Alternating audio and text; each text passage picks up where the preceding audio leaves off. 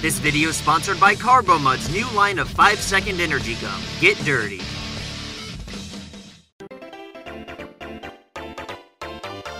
Hi, welcome to Should You Buy It, where I help you decide whether or not a game's worth your time and money. Today we're going to be taking a look at Mario Kart 8, which is the best-selling and quite arguably the most fun game on the Wii U, but sadly nobody knows what a Wii U even is. And not wanting an amazing game such as thus to get lost to time, Nintendo decided to port it over to the Switch in order to hold people over a little longer until more games came out. But does a game that's a whopping 3 years old still hold up well enough today to justify a full retail price? Keep watching, and I'll answer the question, should you buy it?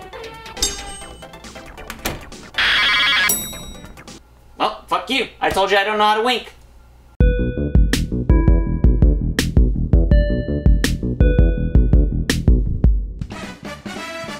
Okay, so just like Breath of the Wild, Mario Kart 8 Deluxe is a game that was made for Nintendo's last console that they more or less copy and pasted onto the Switch. But don't let that take away from the fact that this is still an all-around solid game, and let's be honest, you probably have no idea what a Wii U even is.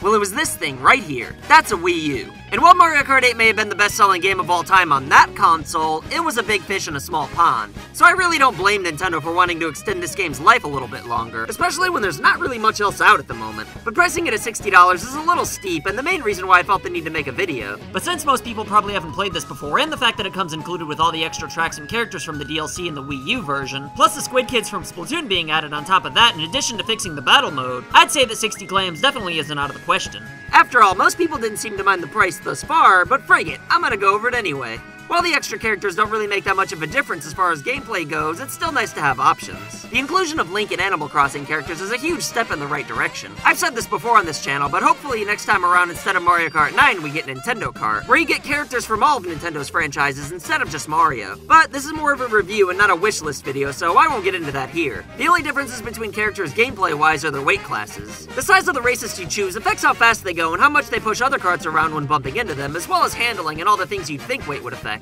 The beauty in having a robust cast of characters from different franchises doesn't lie in simply having more options with who you race with, but in the variety of tracks you get. That's one of the main reasons why this game is so great it makes me pee white mud, because while the courses are always fun, you can only do so much with characters and themes from just one franchise. Courses from F-Zero, Excitebike, Animal Crossing, and even Zelda help make this already great game stand out even more. On top of all the super badass and cool courses, the controls are pretty much perfect. And with the amount of stuff there is to do here, you can have fun with this game for over 100 hours, no problem. I just think it's weird that Nintendo would leave the Mercedes vehicles in the game. Why did Mercedes even pay Nintendo to do this? Did one person in the entire world even get slightly influenced to buy a Benz because of that? Nintendo doesn't normally have in-game advertisements too, so they must have paid an assload just to get it slipped in there. Either that, or it just goes to show how desperate Nintendo was to plug a leaking hole in their bank vault by trying to recoup as many losses as possible from the Wii U's fat ass. I guess there's no real reason to take it out since now the Wii U version would literally have nothing that the Switch can't offer. And the Deluxe Edition has everything that the Wii U version had, plus more, and it's an improvement in every conceivable way, except for the single-player races being just an ass hair better in the original. Why is that, you may ask? Well, the original Mario Kart 8 had the perfect amount of blue shell tomfoolery going on. Mario Kart DS and 7 were great, but getting 3 stars in every cup was a nightmare with blue shells flying all up in your ass at least once, but more often than not 2 to 3 times per race. You straight up had to be lucky to be able to get first place in all 4 races for each cup. And getting 4 stars in each cup took me almost half as long as it would for me to run out of flavor chewing my new Bob-omb Maximum Energy chewing gum. Now available with Organic Energy Mud that'll really help you get rid of that 430 feeling.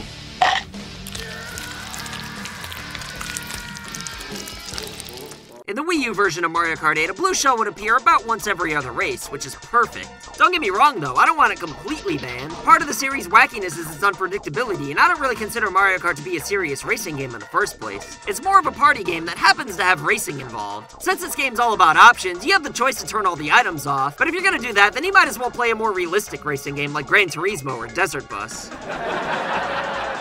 That's not supposed to be funny.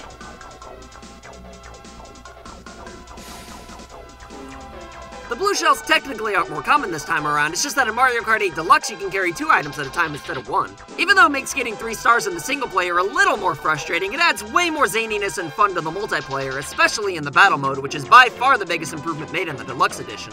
In the Wii U version, all you had were balloon battles, and they didn't even get their own specific battlefields. They just used the full courses that you normally race on, and when it came down to the last 2 people,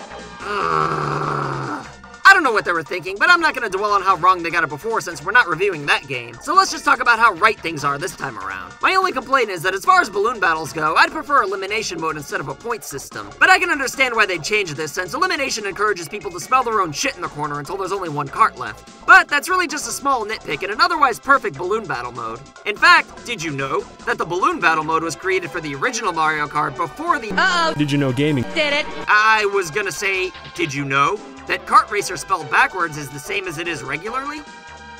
Yeah, in addition to Balloon Battle, there's also the returning Bob-omb Blast, Coin Runners, and Shine Thief, plus the all-new Renegade Roundup, which is pretty awesome. They all add heavily to the party element of the game, and it really goes the extra mile in making this game an improvement over the original. But is it enough of an improvement to a 3-year-old game in order to justify the full $60 price point? Well, that really depends on how much you like Mario Kart. If you've never played Mario Kart 8 before, then you really shouldn't hesitate to pick this up since you'll get more than your money's worth. But if you've already played the Wii U version to death and are on the fence about getting this, then maybe you should wait until the price inevitably drops and save your 60 bones for Splatoon 2. Thanks for watching. If you liked this video, then it'd be cool if you pressed the like button. If you got a second, why not check some of our other videos out too? And if those videos tickle your fancy, then subscribe for more as there's new videos every week. I'm Brian Gumble, and I'll see you next time. So I want to say thank you to your loyalty, thank you for your support.